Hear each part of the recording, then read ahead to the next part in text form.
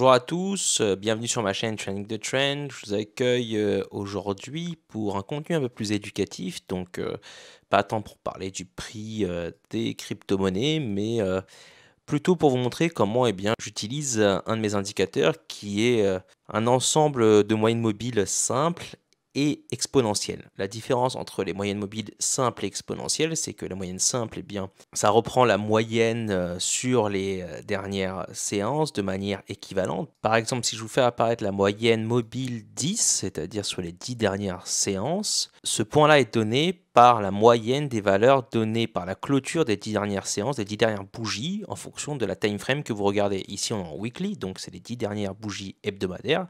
1, 2, 3, 4, 5, 6, 7, 8, 9, 10. Et ça, c'est le prix moyen résultante donc de ces 10 dernières bougies. C'est la même chose quand on passe en journalier, en 12 heures, en 4 heures, etc. La différence avec la moyenne exponentielle que je vais faire apparaître maintenant, c'est pareil. Là aussi, on est sur la moyenne exponentielle 10, donc ça reprend les 10 dernières valeurs, mais la moyenne exponentielle, elle, va mettre plus de poids aux dernières séances que la moyenne mobile simple. Vous pouvez voir que la courbe rouge est plus proche des prix que la moyenne mobile blanche. À chaque fois, vous voyez, quand le prix est bas, eh bien la moyenne mobile rouge est en bas, et quand les prix remontent, la moyenne mobile rouge remonte au-dessus de celle de la blanche parce qu'elle est plus réactive vis-à-vis des prix récents. Je vous ai mis là les acronymes et ce qu'ils veulent dire. Donc EMA, Exponential Moving Average, c'est le terme en anglais pour moyenne mobile exponentielle. SMA, Simple Moving Average, pour moyenne mobile simple. Et par exemple, sur les timeframes assez grandes, notamment, on peut utiliser ces croisements-là. Là, c'est un des croisements qu'on peut utiliser pour un peu jauger du momentum. On a vu que l'EMA était plus réactive que la SMA. Donc par exemple, si on prend ce croisement-là, vous voyez que là, la courbe rouge passe en dessous de la blanche, ça aurait été plutôt un bon signal vendeur, puisque même si on aurait raté ces prix-là, eh bien, on ne serait pas pris cette descente-là. De la même manière, là, vous voyez que l'EMA rouge passe au-dessus de la SMA blanche, et ça aurait été un bon signal d'achat, puisqu'on aurait eu droit à tout ça. Le croisement de la SMA et de l'EMA est plutôt un bon indicateur sur les time frames importantes. Sur les time frames plus petites, c'est plutôt le croisement des EMA entre elles, c'est-à-dire des EMA plus courtes.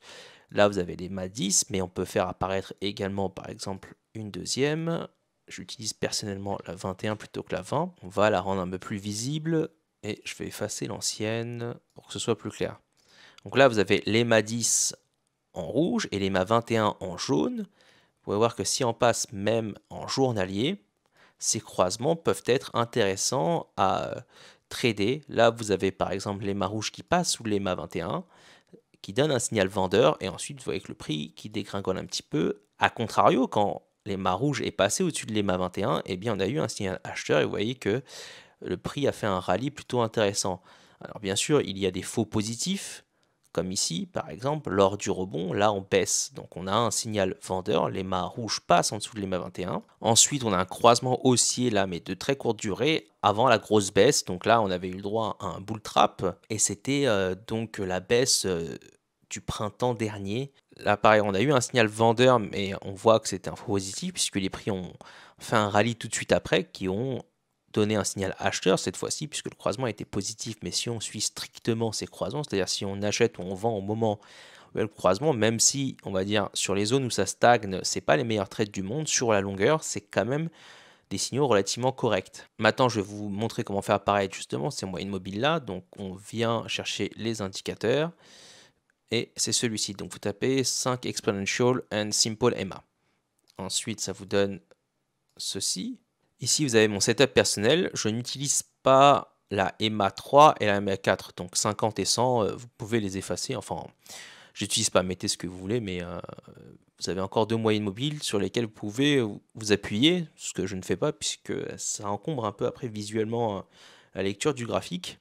Et déjà avec le nombre de moyennes mobiles que j'utilise, donc 5 plus 3, 8, 3 SMA, 3 EMA ici et 5 EMA, 5 moyennes exponentielles, ça fait 8 moyennes mobiles à gérer sur l'écran. Les valeurs vous sont données ici, vous pouvez faire pause, ensuite les recopier de votre côté, et on les fait apparaître comme ceci. Et là, ça donne ça. Vous voyez que on peut avoir plusieurs signaux qui sont donnés. C'est surtout, ça permet de switcher entre les time frames, puisque on va dire qu'en weekly, vraiment, pour moi, un des croisements forts, c'est vraiment la rouge et la jaune, qui peut être aussi appliqué en daily, mais aussi le croisement des moyennes mobiles simples et des moyennes mobiles EMA qui sont équivalents, donc la 10 et la 20-21 respectivement. Vous voyez que là, le croisement de l'EMA 10 et de la SMA 10 a donné un signal vendeur plutôt précoce par rapport à cette descente, qui a été confirmé ensuite par le croisement de la moyenne mobile simple 20 par rapport à l'EMA 21, et on a pu précipiter les prix vers le bas. En daily, il y a aussi d'autres croisements qui sont intéressants, notamment la 10 et la 10 et la 200, mais aussi la 55 et la 200, qui se réfère plutôt au Death Cross, au croisement de la mort sur les marchés traditionnels. Je vais vous montrer celui-là juste après. Mais la 10 et la 55 donnent un signal vendeur plutôt assez précoce qui peut être donc corrélé à la lecture en semaine. Et en même temps, vous voyez que ça correspond au premier creux descendant par rapport à ce niveau-là.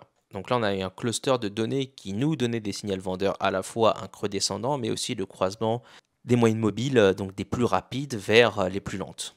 Et les plus rapides étaient en train de plonger, donc ce qui donne un momentum baissier. Là, à contrario, vous voyez qu'il est possible que si les prix restent à ce niveau-là, la courbe rouge va venir croiser la jaune en daily, on pourra avoir donc un signal acheteur sur le Bitcoin à court terme. Donc là, vous avez vraiment un de mes outils principaux avec mon setup. C'est pas forcément le setup de tout le monde. Beaucoup utilisent par exemple l'EMA 9 avec la moyenne mobile 10. Moi, je préfère utiliser la 10 et la 10. Il y en aura d'autres, ce sera l'EMA 20. Moi, plutôt, c'est la 21, mais chacun trouvera ce qui lui convient le plus par rapport à son style de trading et par rapport aux signaux que ça va vous fournir ici sur la courbe et vos prises de décision de vendre ou d'acheter. Alors sur ce graphique là, vous n'avez que deux moyennes mobiles simples cette fois-ci, il n'y a aucune EMA, c'est quelque chose que je garde de côté sans forcément le trader puisque pour moi c'est un signal un peu tardif. C'est le Death Cross, le croisement de la mort, et je le nomme traditionnel parce que c'est ce croisement-là qui est repris dans la presse principalement, donc c'est l'EMA, pardon.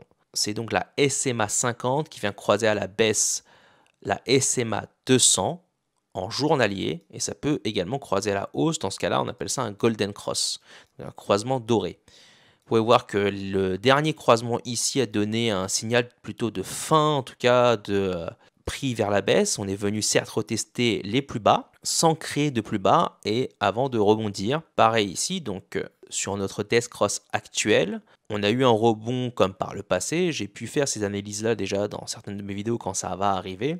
Référez-vous à la vidéo de ces jours-là, donc ça correspondait aux environs du 13 janvier. On a eu un rebond avant que les prix reviennent faire un tour en bas, comme ça a été le cas sur le précédent croisement. Vous voyez qu'on fait un rallye avant donc de capituler. Là, on fait un petit rallye avant de capituler. Voilà, on en a fini aujourd'hui avec ce petit tutoriel autour des moyennes mobiles. Et de manière générale, l'interprétation autour des moyennes mobiles, c'est que si on évolue au-dessus de certaines moyennes mobiles, là ça a été plutôt jugé comme fort, et à l'inverse, s'il évolue en dessous de ces moyennes mobiles, il est jugé comme plutôt faible, mais c'est un indicateur de momentum, et avec les croisements, je dirais qu'on arrive à anticiper un peu plus ce qui va arriver par rapport au momentum passé, parce que beaucoup vont qualifier les moyennes mobiles d'indicateurs qui lag, parce qu'ils ne se réfèrent qu'au passé, mais avec les croisements, et notamment l'astuce des croisements SMA-EMA, eh bien on arrive à avoir une interprétation de ces shifts de momentum, même si on peut avoir des faux positifs, encore une fois.